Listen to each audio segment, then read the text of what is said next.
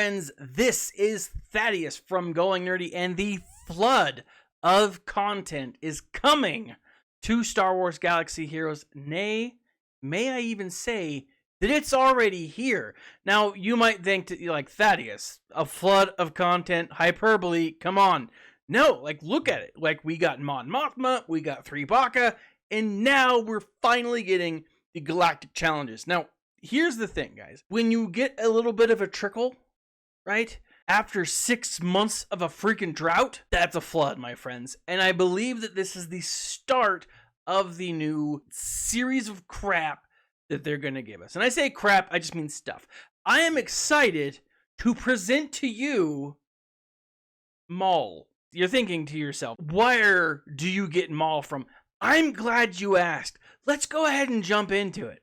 If you are looking at the in-game stores, you've got this one store that we all like kind of hate because sometimes it's useless for those of us who don't spend much money, you know, mini monies. But here's the thing, guys. As I was looking at this, I saw just recently the most recent update, the most recent character added to this store is Hera Syndulla and Nightsister Zombie. Now that's interesting because if you look at all of the characters that we've had in the past, like, they've all kind of indicated or hinted at something. Like, we're not getting a ton of puzzles from SB Crumb like we used to, but we are maybe getting a little bit of a puzzle here. I jump back and I look at Future Man. So for those of you who don't know who Future Man is, go to Reddit. Future Man's the guy who says, hey,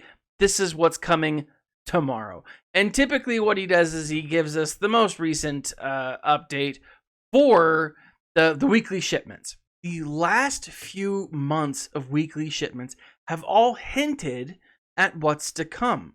When we were focusing on bounty hunters, we got a ton of different bounty hunters. It was all stuff gearing us up for the Mandalorian, gearing us up for Carl Weathers, aka Carl Weathers. Then you jump over and all of a sudden we started getting Hoth stuff. We got Hoth Rebel Scout, Hoth Rebel Soldier, right? We got those two things.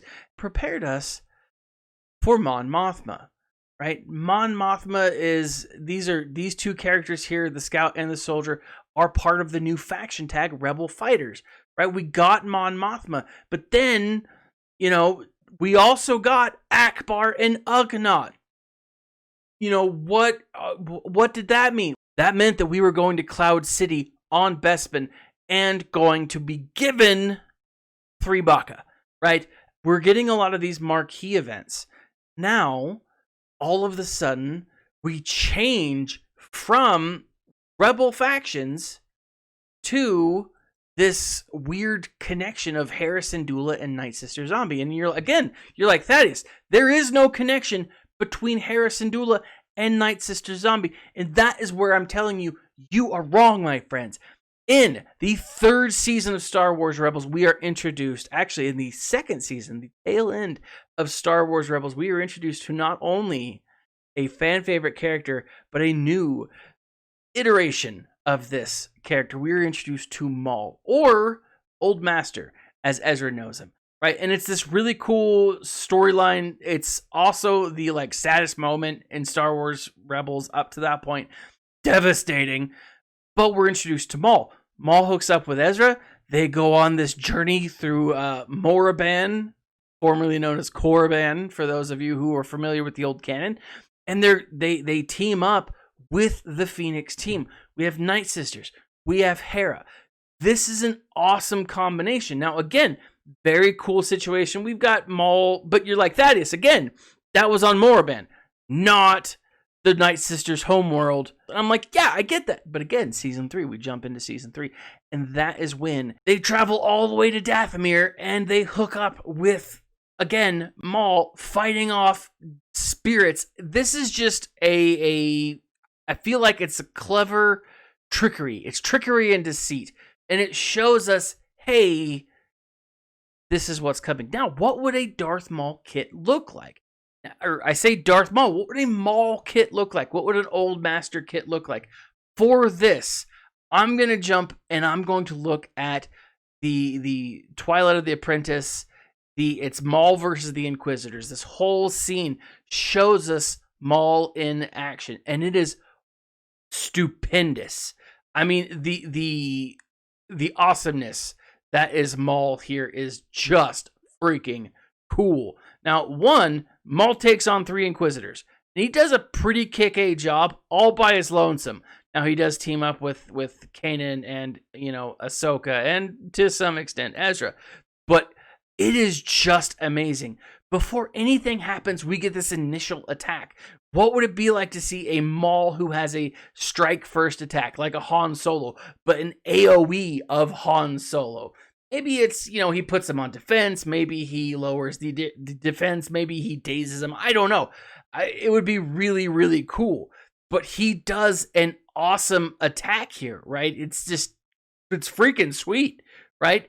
Then throughout this battle, throughout this little scene, we see Maul use a number of force activities or force powers: force choke, force push. He is awesome in this scene, and we know Maul to be an amazing character, an amazing duelist. Star Wars season 7 showed us just how amazing Maul is. Now, we could look at that and say, oh yeah, very possible. That's what we could see Maul having, those types of abilities.